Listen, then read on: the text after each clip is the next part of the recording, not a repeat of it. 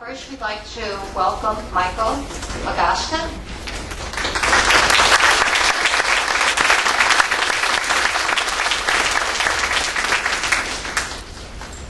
Second will be John Astanian.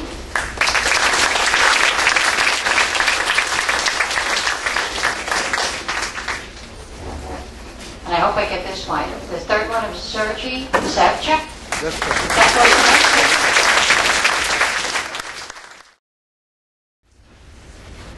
Yes, 100%. I would vote to repeal Obamacare. That's a states' rights issue. We got problems here in this state, for example, and the biggest problem is affordable health care. Again, within the state of New Jersey, the problem that we have is they're halfway into the socialism themselves here. You cannot get affordable health care. Just like car insurance used to be 10 years ago in the state, until they ease some restrictions that make it business-like for companies to come in here. Therefore, we can then have affordable health care because we'll have the competition that we should have. And again, with the Obamacare, that's an invasion on states' rights, and I do not agree with it, and I would repeal it wholeheartedly.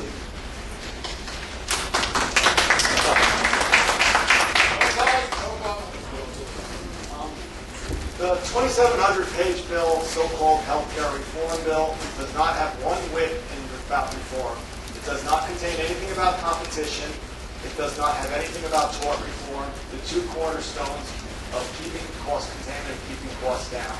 So for that reason and many other reasons, the thing should just be trashed and repealed and start from scratch. As a matter of fact, we are finding out every day more and more things that are in that health care bill.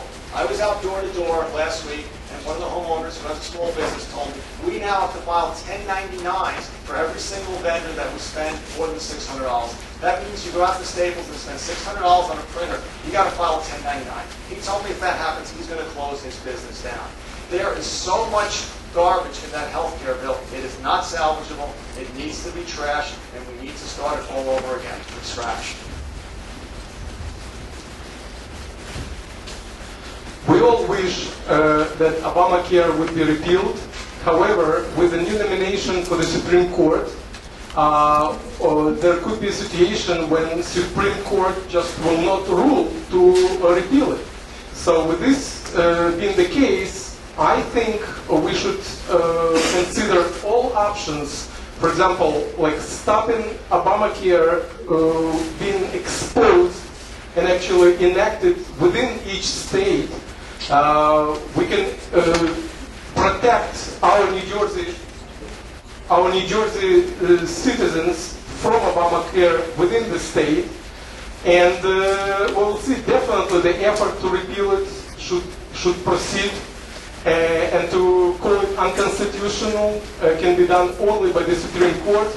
The outcome we'll see together. Thank you.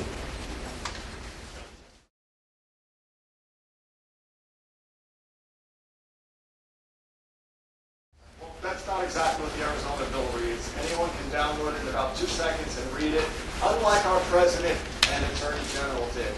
It simply states that the state shall maintain the federal law as it exists, no less than the full extent. Furthermore, in Article B, it says that you shall not smuggle human bodies into the state of Arizona, and you shall not threaten people with a gun or with deadly force.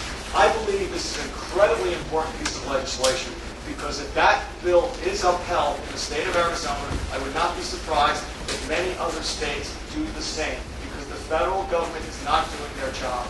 Right now, we actually have an incentive for people to break our law and enter into our country. You go try breaking the law, entering into Mexico and creating a crime, and see what happens to you. Try doing it in China, you'll get shot. In our country, if you come into this country illegally, there is all forms of welfare that you can get. You're eligible. Obviously, you can immediately go into a hospital and get care. If your child is born here, they become an American citizen. They're the anchor baby to bring in the rest of the family. It's unbelievable. We are incentivizing more and more people to enter into this country. We're talking about illegal immigration. I am an immigrant. We're all immigrants, and I'm not against legal immigration, but illegal immigration has to stop. and there's no reason to continue incentivizing it. I'm actually surprised that I'm surprised that there's only 1 million people coming in every year. With the terrific incentives that we give people to break our laws and enter this country, and the fact that we have no borders, we are no longer going to be a sovereign nation. I wouldn't be surprised if millions of people, especially if we legalize the people that are here today, the next 10 million will walk in within a year. It's a very dangerous thing we're doing, and that's my opinion.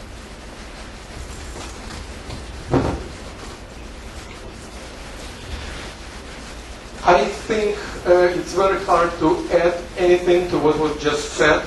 My opinion is pretty much 100% matching, and I'm fully in line with the recent Arizona law. I think the original question you asked was related to actually the 60-year-old bill, which was not enforced during all these times, right? So I think our country is actually showing the signs of deterioration, because by calling ourselves the country of the laws and by actually leading our entire society based on a strong legal system and not enforcing the laws, we're actually kind of becoming hypocrites. We're saying that we country of laws and we're not enforcing them. That not enforcing the laws creates a huge problem for our society. So I don't know who originally gave instructions not to enforce it, how it came into being that the original law, federal law, which was on the books for 60 years, was not enforced. But again, I'm fully in line with the latest Arizona law, and I think all the states should pass exactly the same law. Thank you very much.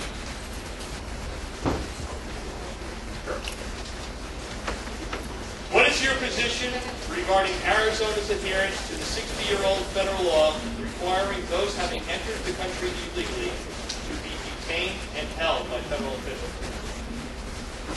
Right. The Arizona law is a very good law. It's unfortunate that it had to come to that. And the reason why is because the feds haven't done what they were supposed to do, which is to secure our borders and to keep us safe. The only problem with it that I see is in the law itself. The first 3 pages deal with how the police are to interact with the possible illegals.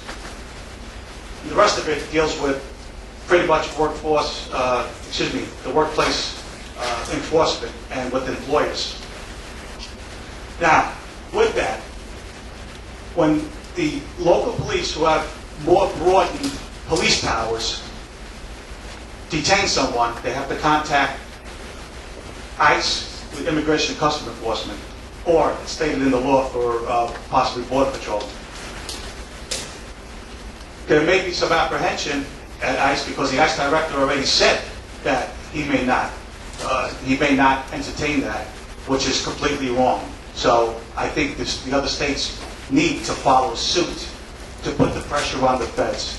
I was under ICE for a while, and I know for a fact when we had people that I was under Immigration and Customs Enforcement, that's where the federal air marshals fell under. Right after the FAA went to ICE and then went under TSA.